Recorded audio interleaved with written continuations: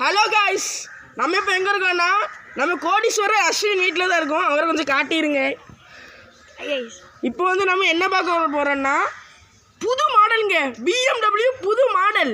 அதை நம்ம உங்களுக்கு வெறும் 5 ரூபாய்க்கு, எங்கேயாவது கேட்டிருக்கீங்களா? 5 ரூபாய்க்கு, வெறும் 5 ரூபாய்க்கு காட்ட போகிறேன்.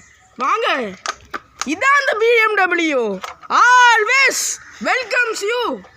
பாருங்க, நல்லா சுற்றி பார்த்துக்கோ. அவ்வளோ பெரிய டயருங்க, என்ன அழகா இருக்கு பாருங்கங்க. எப்பா, இந்த மாதிரி கார் எங்கேயாவது கிடைக்குமா?